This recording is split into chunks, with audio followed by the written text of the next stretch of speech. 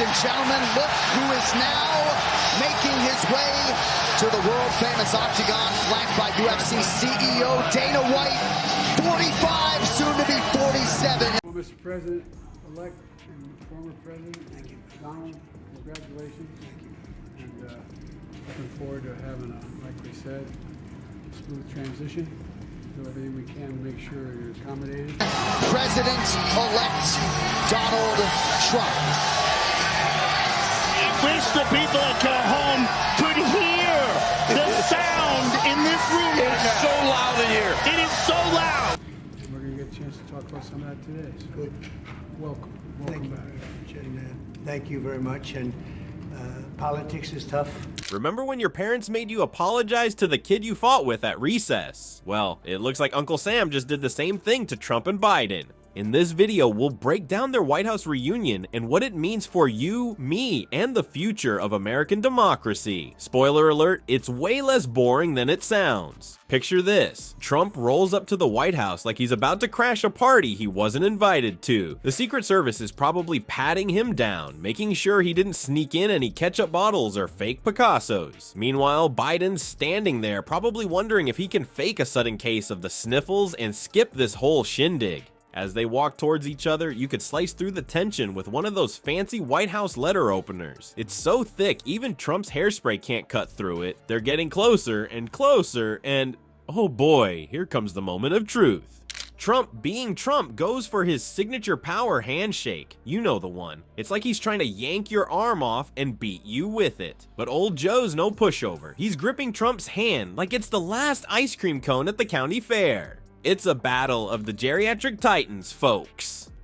Their hands touch and wait for it. Absolutely nothing happens. No lightning bolts, no spontaneous combustion, not even a tiny spark. It's just two old guys shaking hands. Talk about anticlimactic. It's like when you build up a sneeze for 5 minutes and then it just disappears. But here's the kicker. They actually managed to be civil. It's like seeing your divorced parents play nice at your wedding. You know they're probably imagining drop-kicking each other into next Tuesday, but darn it if they're not gonna smile and nod politely. And get this, despite their history of trading insults like Pokemon cards, both men actually commit to a smooth transition. It's almost heartwarming if you squint really hard and maybe have had a few drinks. It's like watching two cats agree to share a cardboard box without hissing at each other. But don't worry, folks. This unexpected outbreak of civility doesn't mean we're suddenly living in a political utopia. There's plenty more awkwardness where that came from. Stay tuned for more cringeworthy moments that'll make you want to hide behind your couch cushions. Because nothing says American democracy quite like two septuagenarians trying to out-polite each other while secretly plotting world domination. Or at least domination of the White House snack bar. You think your family reunions are tense? Ha, that's child's play compared to Biden welcoming Trump back to the White House. It's like watching a nature documentary where two old lions circle each other, except instead of roaring, they're stuck making small talk about curtains. Who knew interior design could be so political? Poor old Joe's probably been practicing his welcome back in the mirror 100 times, trying to sound sincere. But let's be real, he'd rather be getting a root canal than playing tour guide to the Orange Menace. You can almost see him gritting his teeth behind that signature Biden smile. So there's Biden, offering Trump a tour of the White House like Trump's some kind of amnesiac who forgot where the bathroom is. Spoiler alert, he didn't. But Biden's determined to play nice, even if it kills him, which given their ages is a real possibility. As they stroll through the halls, Biden's pointing out all the changes like he's hosting Flip or Flop Presidential Edition. He's probably thinking, look, Donnie, we got rid of your tacky gold curtains and installed some actual taste. But out loud, he's all. And over here, we've added some artwork honoring civil rights leaders. Fascinating stuff, right? Trump's probably too busy looking for his name on things to notice. Hey Joe, where's my Bigley portrait? And what happened to my red button? You know, the one that summoned the Diet Coke fairy. Despite the awkwardness thicker than Trump's makeup, Biden manages to keep it professional. No malarkey in sight. He's even trying to have a serious conversation about Ukraine. It's like watching someone explain vegetables to a toddler. Now, Donald, supporting Ukraine is important. Can you say geopolitical stability? As they move towards the Oval Office, you can almost hear the old leather chairs groaning. Oh no, not again. They've seen more drama than a soap opera, and they're not ready for another season of The Real House Leaders of DC. But here's the kicker. Biden actually told Trump they'd do everything we can to make sure you're accommodated. Talk about killing him with kindness. It's like offering your ex a place to crash after they burn down your house. Now that's what I call taking the high road. Or maybe just plain old masochism. Ever wonder what happens when you mix a Trump-sized ego with White House hospitality? It's like trying to stuff an elephant into a Mini Cooper. Biden's accommodating gesture is about to be put to the test, and spoiler alert, it involves a certain fizzy beverage. Trump struts into the Oval Office like he's walking the red carpet at his own movie premiere. He's back, baby, and he's ready to make the Oval Office great again, or at least redecorate it with more gold. As soon as he steps in, he starts pointing out where his stuff used to be.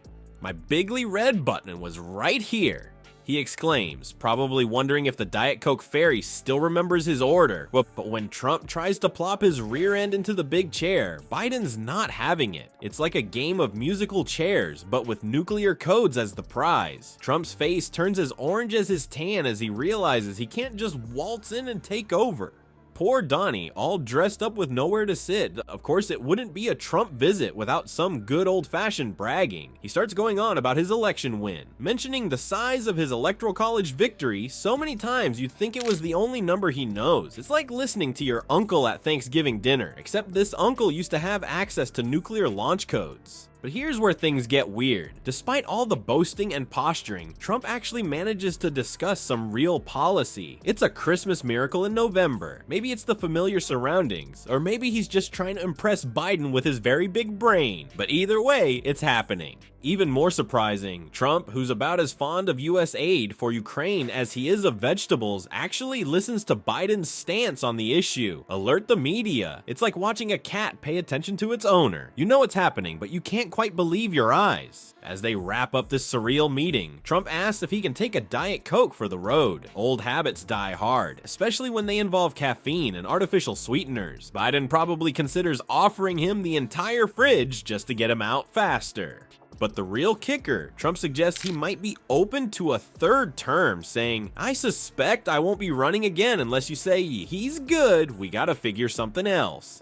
The room erupts in laughter, though it's hard to tell if they're laughing with him or at him. Either way, it's clear that Trump's still got his eye on that big chair, Diet Coke button and all. Speaking of traditions getting tossed out like yesterday's coffee, let's zoom in on the East Wing. Jill Biden's got her pearls on and her pinkies up, ready for a good old-fashioned First Lady's tea. But where's Melania? Is she lost in the Rose Garden redesign, or is there more to this social snub than meets the eye? Poor Jill's been practicing her Slovenian greetings for weeks. Zdravo, Melania. She probably rehearsed in front of the mirror, hoping to impress her predecessor with her linguistic skills. But alas, the only thing she's impressing today is the empty chair across from her. Turns out Melania's got better things to do than sip Earl Grey and make small talk about White House curtains. She's too busy, well, doing whatever it is Melania does.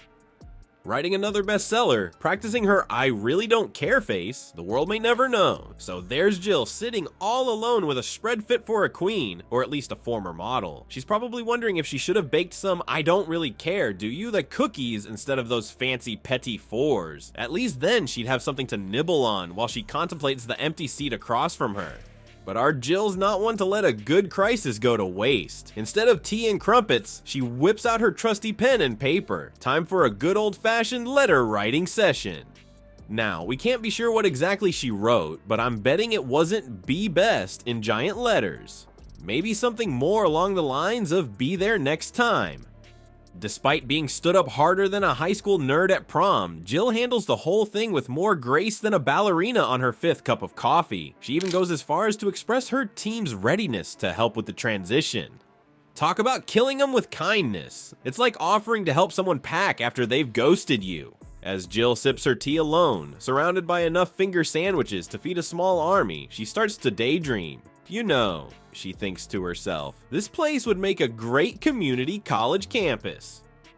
And just like that, the seed of her next big project is planted. Who needs a tea party when you can plan an education revolution? In the end, Jill proves she's the first lady of taking the high road. While others might have used the snub as an excuse to start a Twitter war, she's busy thinking about how to turn lemons into lemonade, or in this case, how to turn an empty tea party into a full classroom. Now that's what I call making America educated again. Just when you thought the awkwardness meter couldn't go any higher, enter the unsung heroes of this whole shebang. Picture this. Two people who probably spend their nights Googling dirt on each other's bosses, now forced to make nice over coffee. Talk about a recipe for comedy gold. Meet Jeff Zients, Biden's chief of staff, who probably drew the short straw to sit in on this meeting. Poor guy's probably wishing he'd called in sick today. And in walks Susie Wiles, Trump's new chief of staff, looking like she'd rather be anywhere else. The room's so tense you could use it as a trampoline. These two are like the work spouses of Trump and Biden, trying to keep their bosses from starting World War III over a pen. You can almost see them silently communicating across the room. Your guy started it. No, your guy did. It's like a political version of The Office, but with higher stakes and fewer laughs. Zients and Wiles try to break the ice with some small talk. How about them classified documents, huh? Awkward chuckles all around. They probably bond over their shared experience of trying to childproof the Oval Office for their respective bosses. But here's the kicker. Despite their bosses' rivalry that could put the Hatfields and McCoys to shame, Zients and Wiles actually managed to discuss transition details without anyone ending up in a headlock. It's like watching two cats agree to share a cardboard box without hissing at each other. Shocking, I know. Zients, being the good sport he is, even emphasized how open and available they've been to Trump's team. It's like he's trying to win the most accommodating host of a hostile takeover award. And Wiles, she's probably taking mental notes on where to install the golden toilets. In the end, these staffers prove that even in the world of cutthroat politics, where backstabbing is practically an Olympic sport, professionals can still act, well, professional. It's almost heartwarming. Almost. As they wrap up, Zients and Wiles exchange business cards. You know, just in case they need to plan the next awkward meetup or start a support group for chiefs of staff who've seen too much. As they part ways, you can almost hear them both thinking, well, that wasn't as bad as I thought it would be, but I still need a drink. While the staff were busy playing nice, the real fireworks were happening behind closed doors. Ever wonder what happens when two political heavyweights who can't stand each other are forced to share the same oxygen? It's like putting a cat and a dog in a room full of squeaky toys. You know something's gonna give. Let's address the elephant in the room, and the donkey. It's a regular political zoo in here. Despite the smiles and handshakes, there's enough unspoken tension to power a small city. Trump and Biden are tiptoeing around hot topics like they're walking on Lego bricks in bare feet. January 6th, election integrity. Who has the best hair? Trick question. It's neither of them. My money's on Conan O'Brien. Trump's probably fighting the urge to tweet or Truth Social mid-meeting. You can almost see his tiny fingers twitching, itching to type out Sleepy Joe in all caps. Meanwhile, Biden's biting his tongue so hard he might need dentures after this. He's probably got malarkey on repeat in his head like it's his personal mantra. They managed to discuss some actual issues, like the situation in the Middle East. Of course, they're both probably claiming credit for any piece that's accidentally broken out. It's like two toddlers fighting over who made the finger painting on the fridge. But here's the kicker. They actually found some common ground. I know, I'm as shocked as you are. It's like discovering your parents actually agree on something other than your disappointment in them. Trump even acknowledged the challenges of politics, saying politics is tough, and in many cases, it's not a very nice world, but it is a nice world today, and I appreciate it very much. Who knew the Donald could be nice? The real shocker? Both men committed to a peaceful transfer of power. It's like watching two kids share a toy without one of them screaming mine and bonking the other on the head. The system actually worked for once. Quick, someone check if pigs are flying.